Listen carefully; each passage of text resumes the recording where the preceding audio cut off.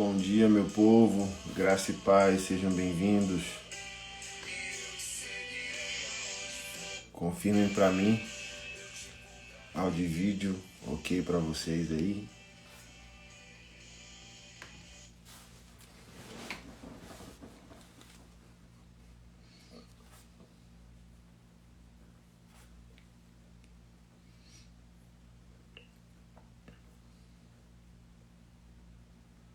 Tudo ok com áudio e vídeo? Ok. Tô fazendo hoje aqui no quarto do Paulinho. Esse fundo é o fundo do quarto dele. Geralmente eu faço na sala, mas ele trouxe um amiguinho dele dormir aqui em casa no final de semana. Então lá na sala dormindo. Eu vim pra cá. Tudo atípico hoje, né? Mudei o lugar e o Instagram me bloqueou. Discurso de ódio. Ensinar teologia e ensinar masculinidade é discurso de ódio. Chamar as coisas pelo nome, né? É discurso de ódio. Homem é homem, mulher é mulher. O que está escrito na Bíblia é a verdade. A esse mundo caído hoje, por meio do politicamente correto, diz: não, isso é discurso de ódio. E o ruim que tem gente crente indo nessa onda. Tem evangélico politicamente correto agora. Liberdade de expressão zero, né? É triste, cara. É triste, é triste. Deus é bom. Então, tão cedo, eles não vão me desbloquear. Quando eles me bloqueiam aí, vai 10 dias, 20 dias, por aí, tá? Então, todos os nossos devocionais vão ser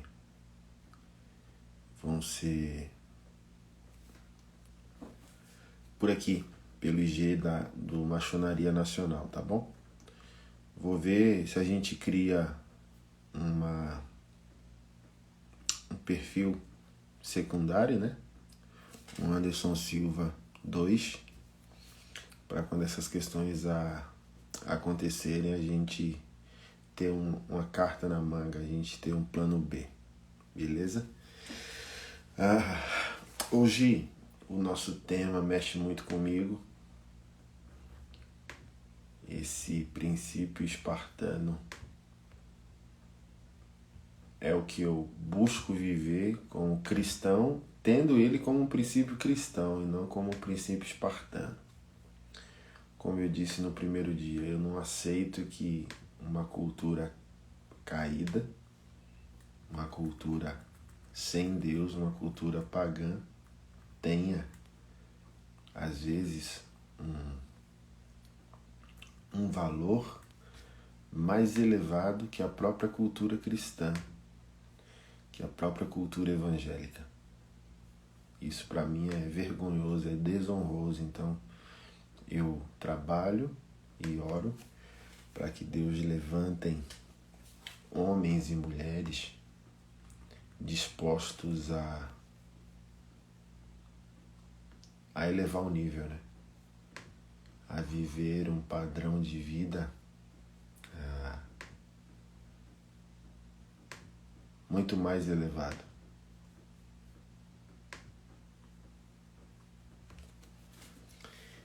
Quinto princípio: seja conquistado pela justiça.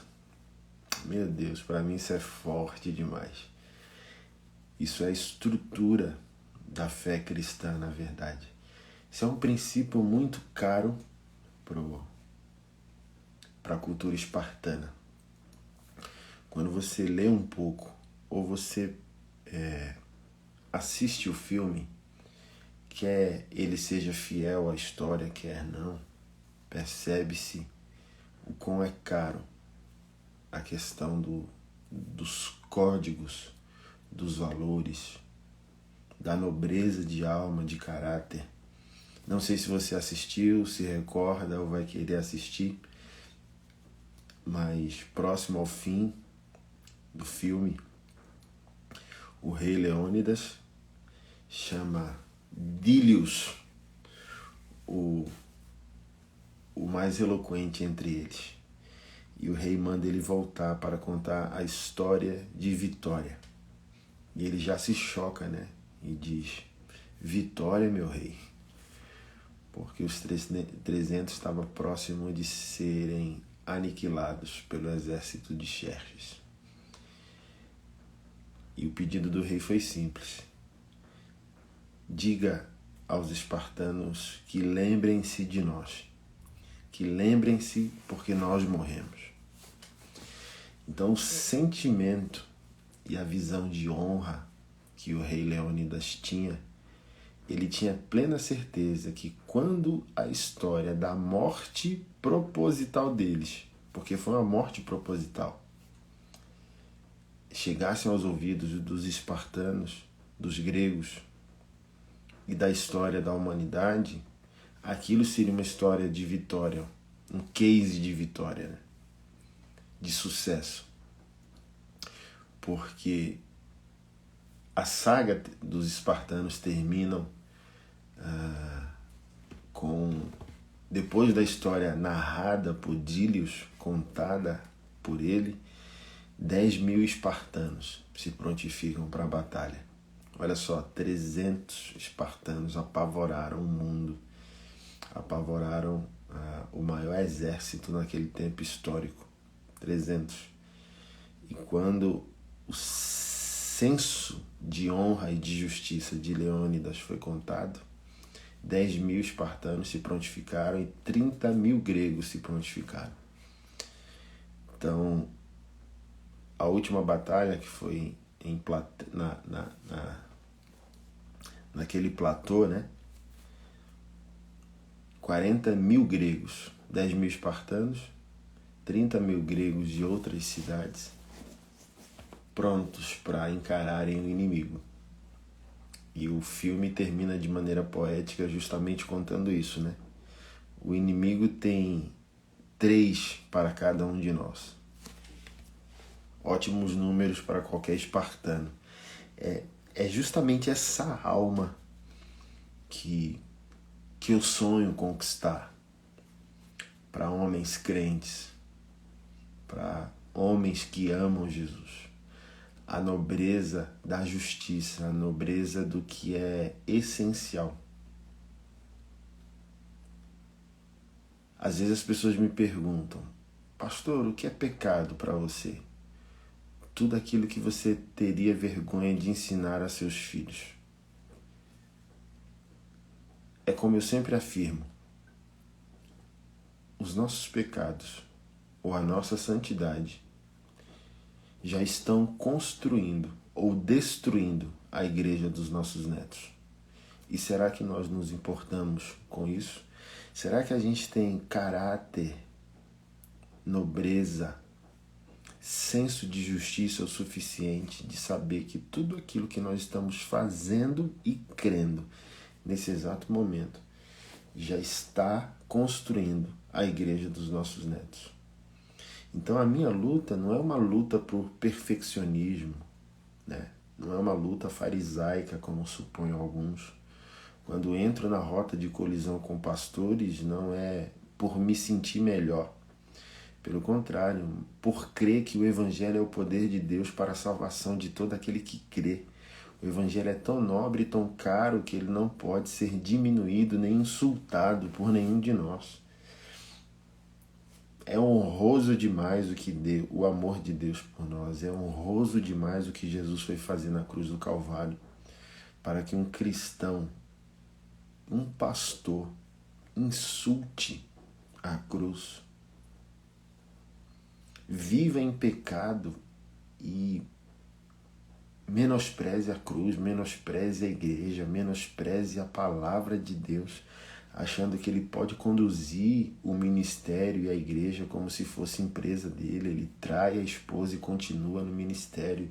Ele tem amantes, ele comete abusos emocionais, morais, sexuais. E vive, cara, como se nada tivesse acontecendo. Então, ser conquistado pela justiça será um privilégio de poucos homens.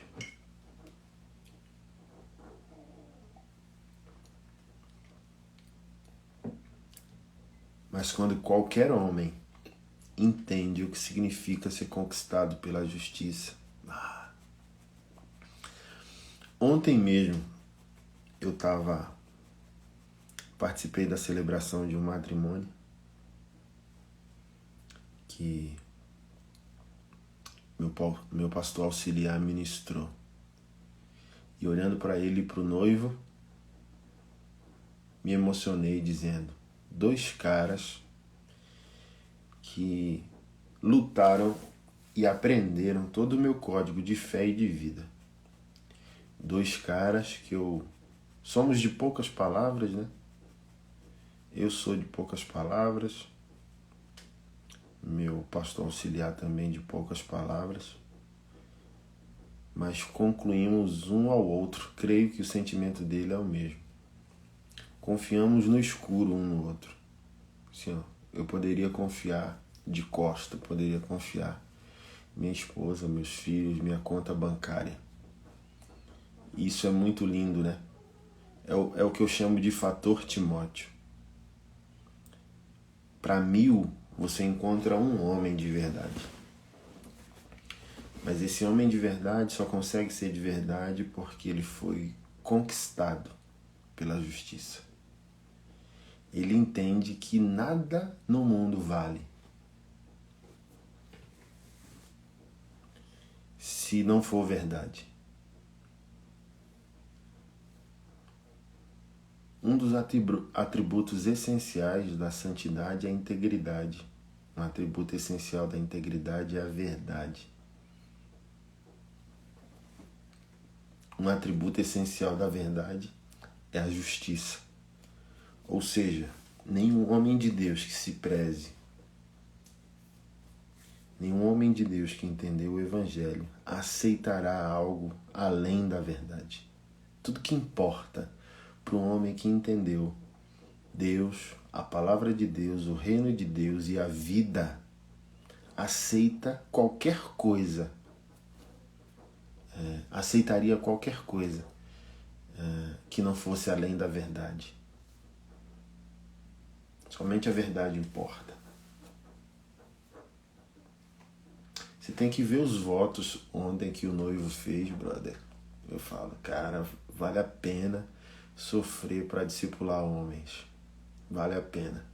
Porque quando alguns entendem, meu amigo,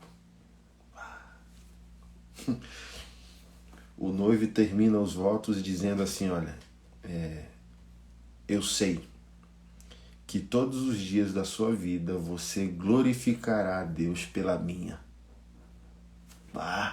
Cheguei, eu gritei na hora. Nem era o celebrante do casamento.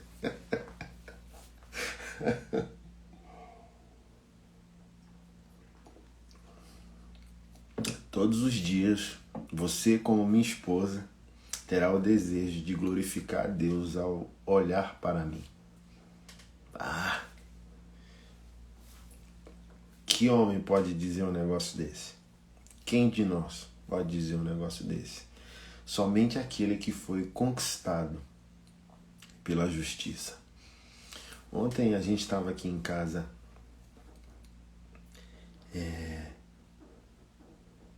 uma conversa rápida, né?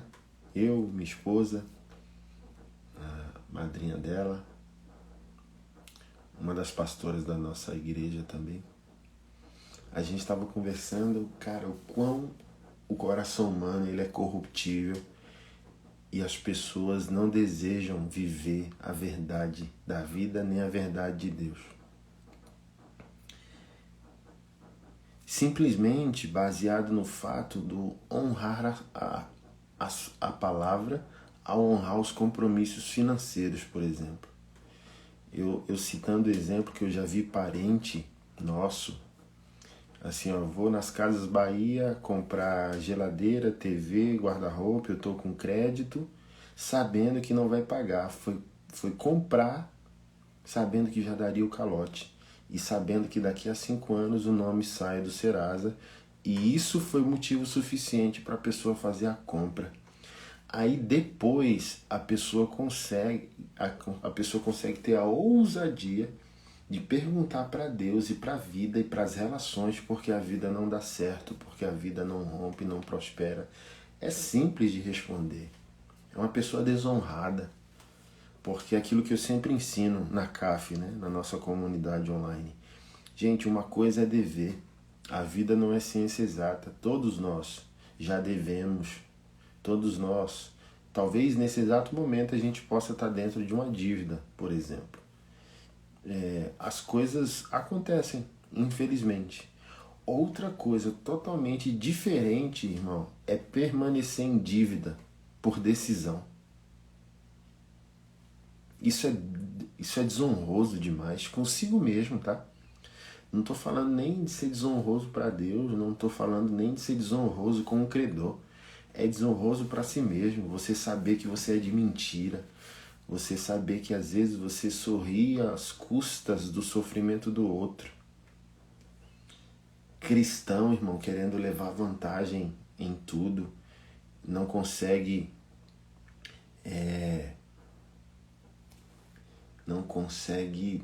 cara,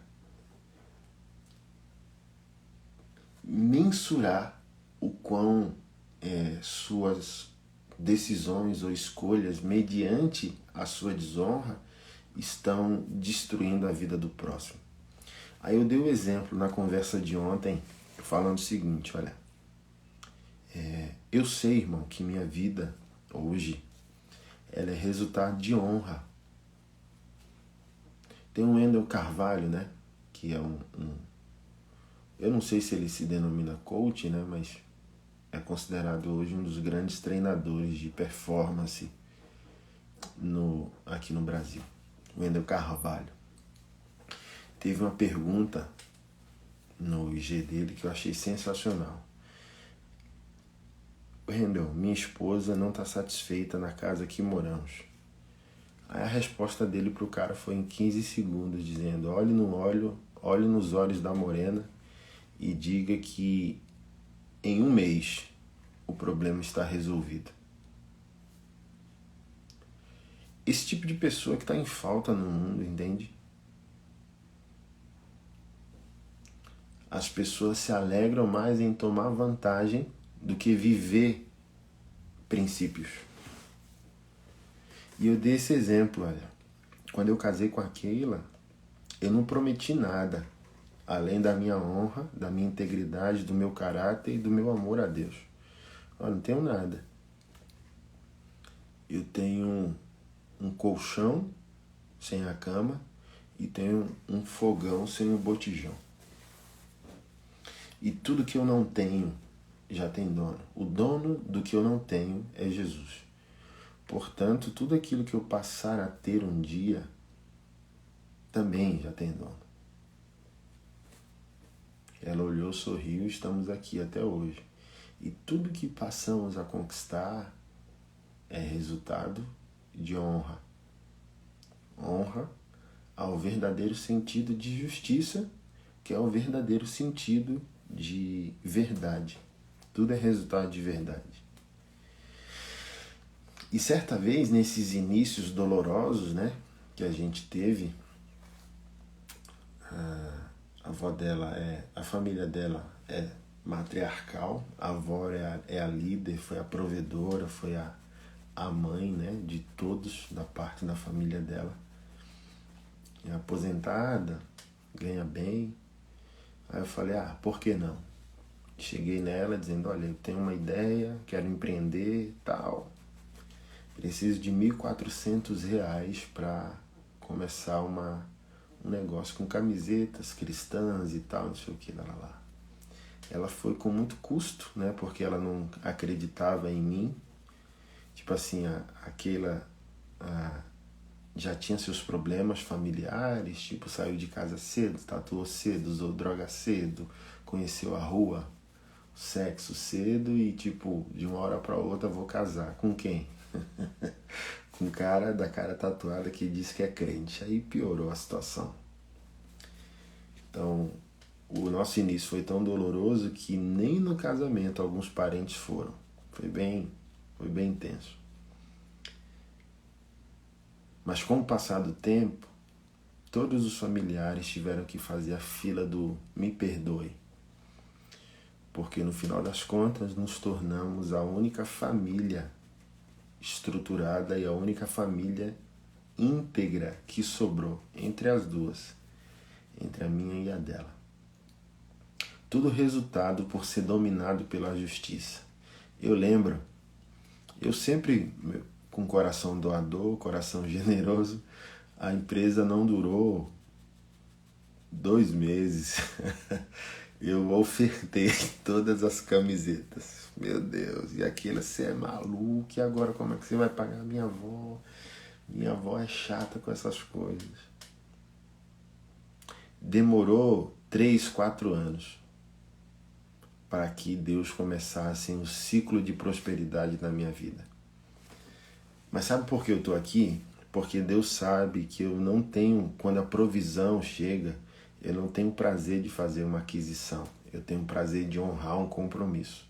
Para mim, essa é a raiz da minha prosperidade. É ser dominado pela justiça. É justo entrar 10 mil reais e eu fazer uma aquisição de 8, sendo que eu devo 6.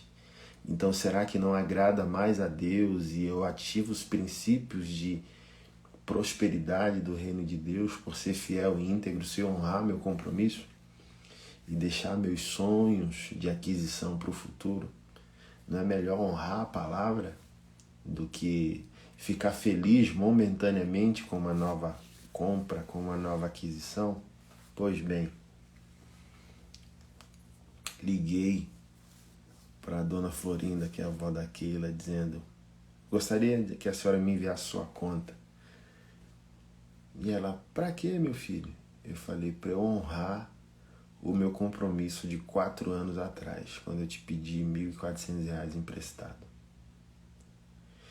Ela ficou muda no telefone, porque jamais tinham agido assim com ela. Sempre se aproveitaram. Sempre pediram ajuda, ou pediram um empréstimo, algo assim, e nunca voltaram para honrar a palavra. Eu voltei para honrar a minha. Por isso que na minha teologia não cabe um cristão não entender coisas simples e básicas como essa.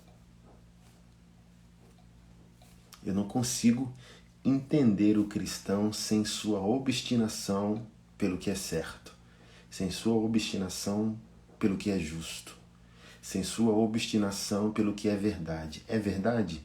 Um cristão participa. Não é verdade? Um cristão se levanta e sai. Assim, ó, me dói profundamente. Me dói profundamente. Sejam cristãos vocacionados ao ministério.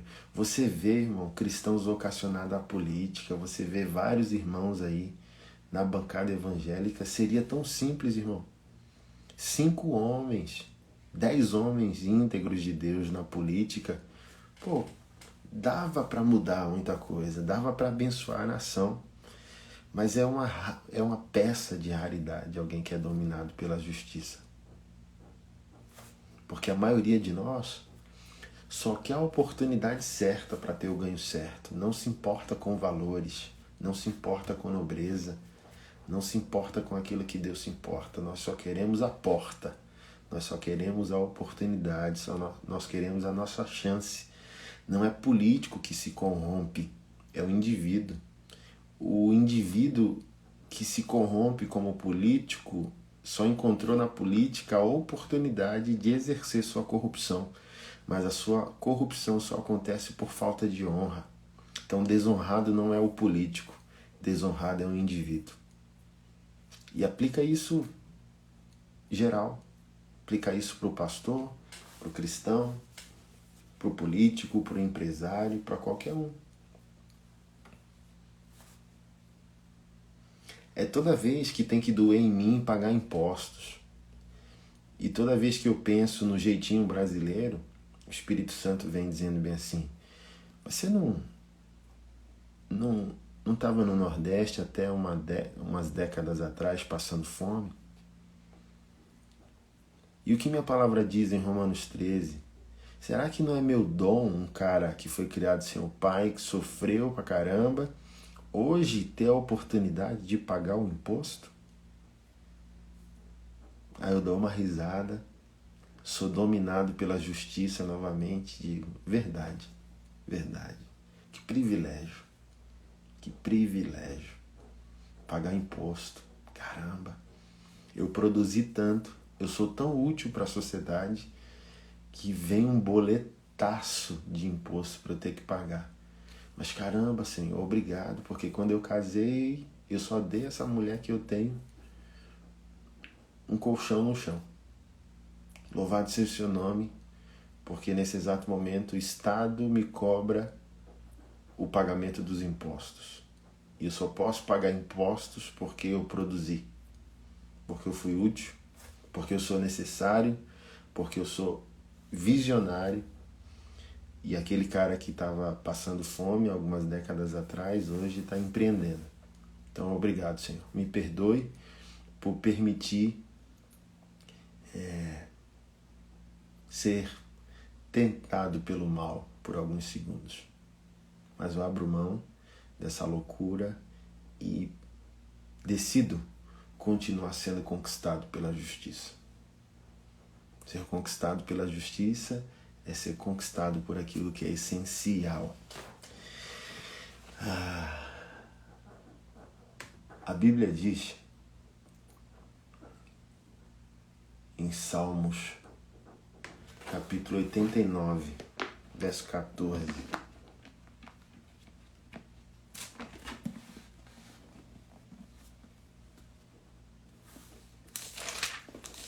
Salmos 89, verso 14. Está escrito: justiça e retidão são os alicerces do teu trono. Amor e verdade vão à tua frente. Feliz é o povo que ouve o alegre chamado para adorar, pois andará na luz de tua presença, Senhor. Como, assim, quando eu digo que o cristão tem que ser obstinado pela busca, pela verdade, integridade e justiça, é justamente porque a palavra de Deus diz coisas espetaculares como essa. Justiça e retidão são os alicerces, ou as bases do teu trono. Amor e verdade vão à tua frente. Como? Como subsistirá a mentira, a falsidade diante de Deus? Justiça e retidão são a base do teu trono. Acabou todas as nossas resistências. Como poder resistir à justiça, à verdade, à integridade, sendo que a palavra faz esse tipo de confronto? Ela nos convida ao profundo da vontade de Deus. Olha, as bases do trono de Deus: justiça e retidão. Eu lembro, ainda no processo, nas décadas passadas, da construção da minha identidade, do meu caráter, nesse processo você precisa ser intencional consigo mesmo. Eu saía de uma conversa já equalizando o que faltava em mim. Não fui verdadeiro, não fui honesto, não falei o que eu pensava, menti, omiti. Então, você só consegue construir essas bases interiores de justiça e retidão Se você for intencional, se você se cobrar, viver se cobrando, viver se avaliando. Gente, eu não estou falando de farisaísmo, tá? Estou falando justamente dessa verdade do texto que eu li. Justiça e retidão são as bases do trono de Deus, então temos que perseguir isso. Essa é a nossa meta, esse é o nosso alvo. Eu acabava uma conversa e eu saía triste comigo mesmo, dizendo, não fui, não sou ainda o que eu fui criado para ser. Eu preciso me posicionar com mais verdade, honestidade, valentia, foco. E encerrando, o que Jesus Cristo disse em Mateus capítulo 5 sobre isso?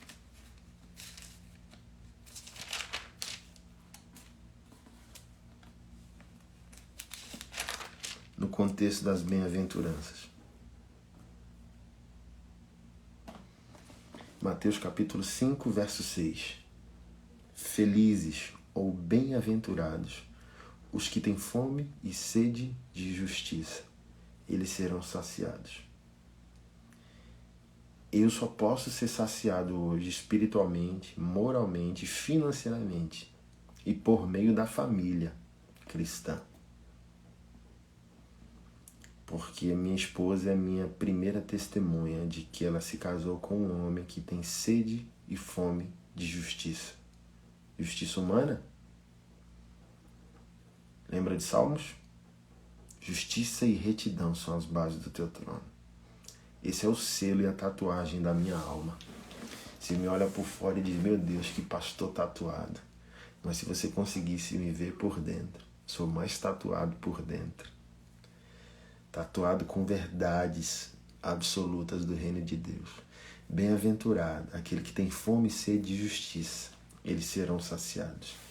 Então eu sei que toda a minha comida hoje, literal e imaterial, procedem dessa busca.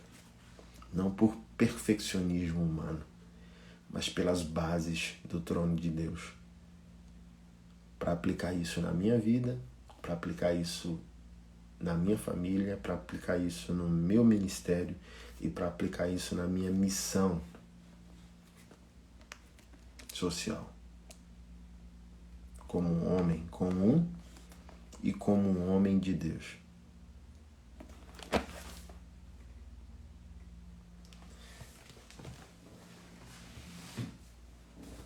E eu louvo a Deus, né? Que Ele sempre me livra das pessoas que estão ao meu redor que não querem ir para esse lugar de integridade.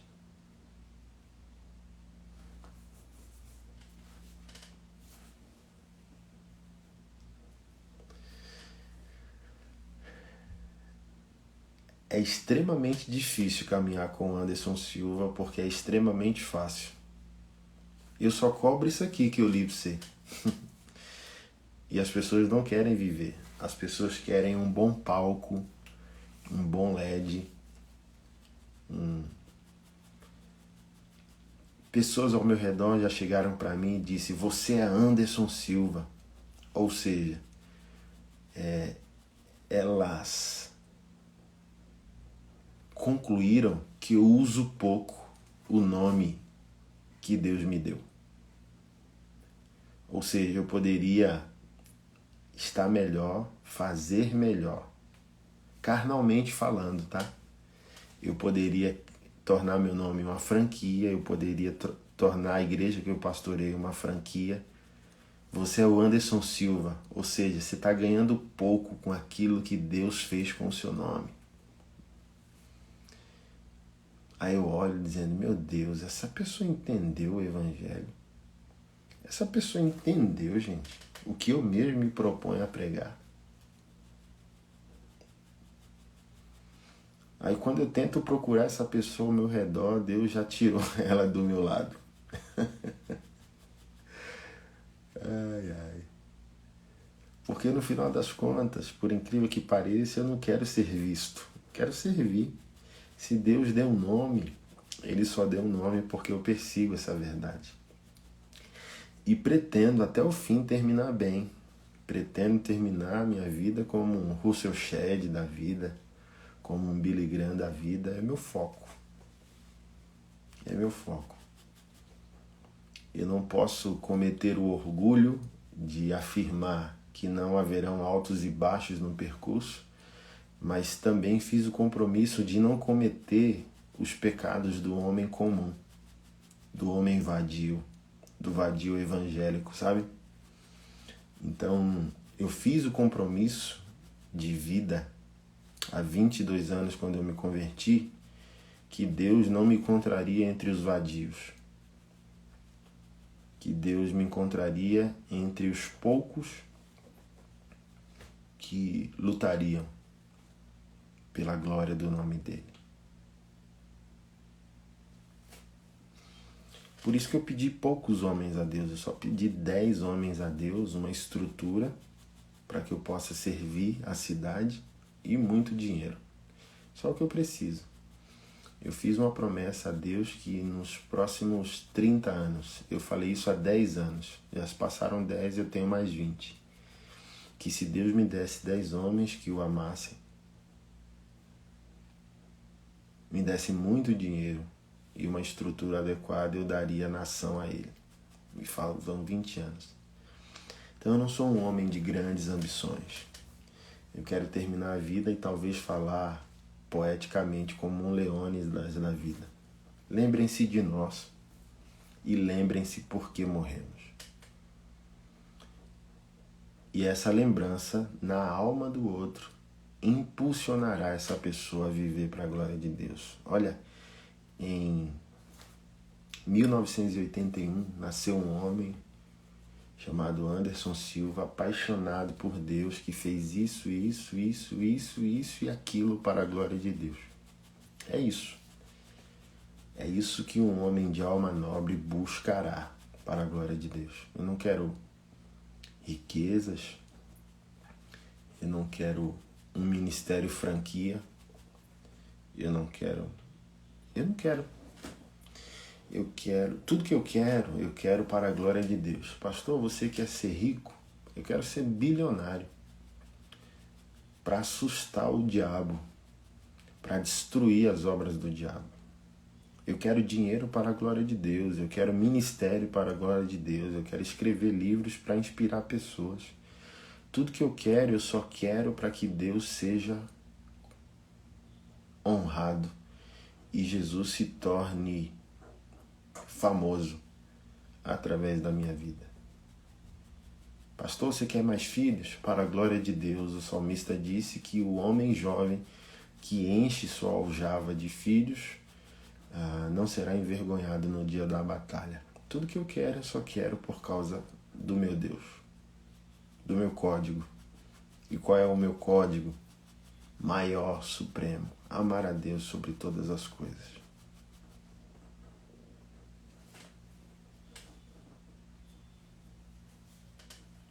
Então seja o que a tua capacidade permitir você ser. Mas lembre-se, seja dominado, controlado, conquistado pela justiça. Seja você pastor, missionário, dona de casa, empresário, político. Todas as mesas de trabalho podem ser ocupadas por você, como um homem de Deus e uma mulher de Deus. Mas lembre-se sempre, só haverá um homem fiel entre 1000 homens. Por isso que eu ensinei e ensino a vocês um código de sobrevivência. Ame a todos. Não confie em ninguém. Ame a todos. Não duvide de ninguém. Porque somente em uma pessoa, entre 1000 pessoas, será fiel. Se importará com aquilo que Deus se importa.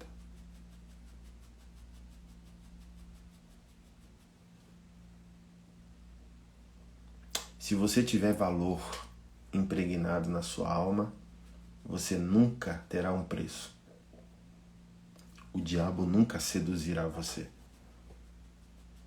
Você nunca se desviará dos seus caminhos. porque sua vida é cara. Ela não tem preço, ela tem valor. E até o diabo olha para você com reverência. Lembra lá o que está relatado em Atos? Que os demônios falaram para os filhos do sacerdote Seva, quando eles tentaram expulsar esse demônio, dizendo: nós te expulsamos em nome de Jesus, a quem Paulo prega. E os demônios falaram: nós sabemos quem é Jesus, e nós bem sabemos quem é Paulo. Quem são vocês? Os demônios estavam perguntando sobre a tatuagem da alma. Eu sei quem é Jesus. E eles deram uma ênfase, foi a Paulo e não a Jesus. Eu sei quem é Jesus e nem quero entrar nesse mérito. Eu bem sei quem é Paulo. Nós sofremos os prejuízos da vida daquele homem. Só temos sossego quando aquele homem dorme. Mas quando aquele homem acorda, ele destrói todos os nossos planos. Eu bem sei quem é esse Paulo. Qual o nome de vocês? Quem são vocês? Quem é você, meu irmão? Os demônios temem ou zombam do teu nome? Os anjos se envergonham diante de Deus por tua causa ou louvam a Deus por tua vida?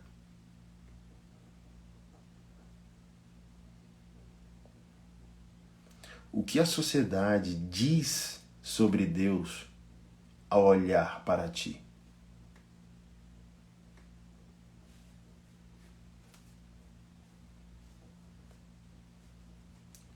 Como Deus é respeitado no mundo ao olharem para ti? O que podem dizer sobre Deus ao olharem para ti?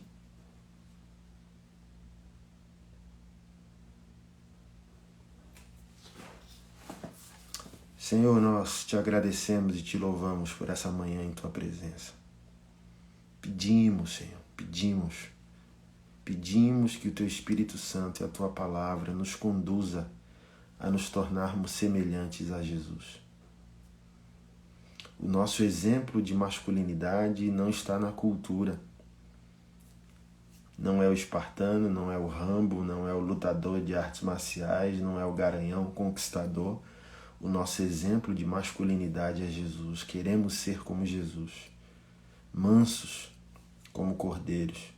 Posicionados como leões naquilo que verdadeiramente importa. Nós queremos uma personalidade masculina plena. Servos e protetores. Cordeiros e leões. Homens de Deus prontos ao sacrifício como cordeiros. E homens de Deus prontos a protegerem, a se entregarem, a atacarem os inimigos da vida como um leão faz. Jesus é manso como um cordeiro. E Jesus é viril como um leão. E nós queremos, Senhor, que ministrações como essa, pela manhã, nos conduza a uma transformação de caráter e de alma, para que a gente se torne semelhante ao nosso Mestre. Eu abençoo a vida dos meus irmãos. Eu abençoo cada família representada que nos assiste. Conduz o teu povo a uma transformação de vida. Conduz o teu povo a uma transformação de essência, Pai. Em nome de Jesus. É a nossa oração. Nos dê um dia em tua presença, um dia abençoado. E que a tua palavra nos convença, que a tua palavra nos conduza ao arrependimento. Em nome de Jesus, nosso Senhor. Amém. Beijo, meu povo. Até amanhã.